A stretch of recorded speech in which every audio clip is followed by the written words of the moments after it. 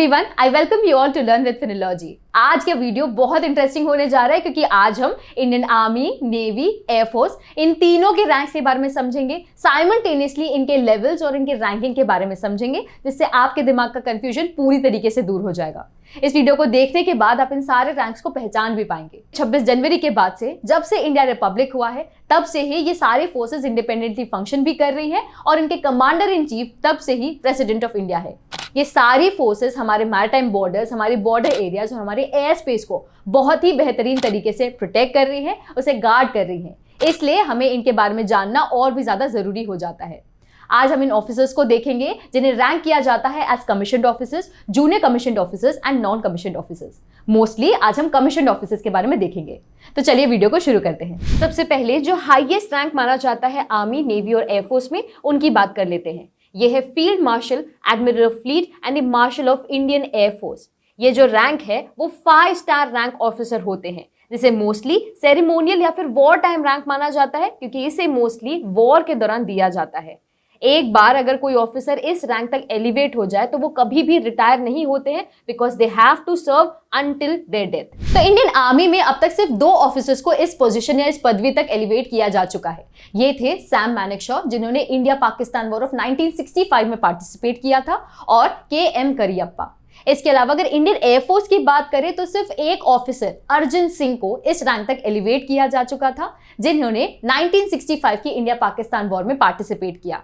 इन दोनों चीजों के साथ आपको यह ध्यान रखना है कि इंडियन नेवी में अब तक किसी भी ऑफिसर को एडमिरल ऑफ फ्लीट की पोजीशन तक एलिवेट नहीं किया गया है, यानी कि ये एक एक्सेप्शन है इन तीनों फोर्सेस में। तो ये जो रैंक्स हम देख रहे हैं, इनसे आपके कॉम्पिटिटिव एग्जाम से सवाल आ सकते हैं कि हाईएस्ट एक्टिव रैंक आपको बताना पड़े या फिर करस्पॉन्डिंग रैंक्स बताना पड़ सकता है आर्मी, नेवी या एयरफोर्स में से।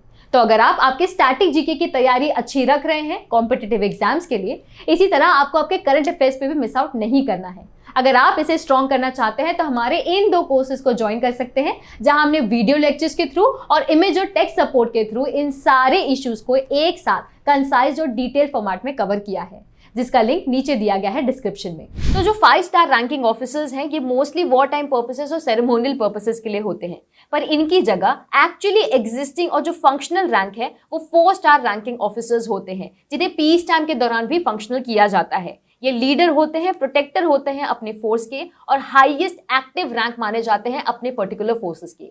ये आर्मी के लिए है जनरल, एयरफोर्स के लिए है एयर चीफ मार्शल और नेवी के लिए है एडमिरल। तो यहाँ आपको ये समझने की जरूरत है कि जो chief of army staff, navy staff या एयर स्टाफ होते हैं, उन्हें ही ये करस्पॉन्डिंग रैंक्स प्रोवाइड किए जाते हैं। For example, currently for army ये है जनरल मनोज पांडे, नेवी के लिए ये है admiral Hari Kumar and air chief marshal है विवेक राम चौधरी जी। इसी तरह डिसेंडिंग ऑर्डर में आते हैं लेफ्टिनेंट जनरल, वाइस एडमिरल और एयर मार्शल। ये 3 स्टार रैंकिंग ऑफिसर होते हैं, जिन्हें सेकंड हाईएस्ट एक्टिव रैंक माना जाता है अपनी पर्टिकुलर फोर्सेस में।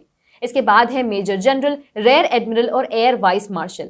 फिर इसके बाद आते हैं ब्रिगेडियर, कोमोडोर और air commodore. Brigadier one of the most prestigious position मानी जाती है आर्मी में, जिनका काम होता है अपने ब्रिगेड को संभालना, डिसिप्लिन करना, अपने इन्फेंट्री मेन को ट्रेन करना और अपने कॉम्बैट टेररिज्म और वॉर्स के लिए प्रिपेयर करना। इसके बाद आते हैं कर्नल, कैप्टन और ग्रुप कैप्टन, जिनका फंक्शन होता है वर्क फोर्स ऑफिशियल्स की तरह काम करना।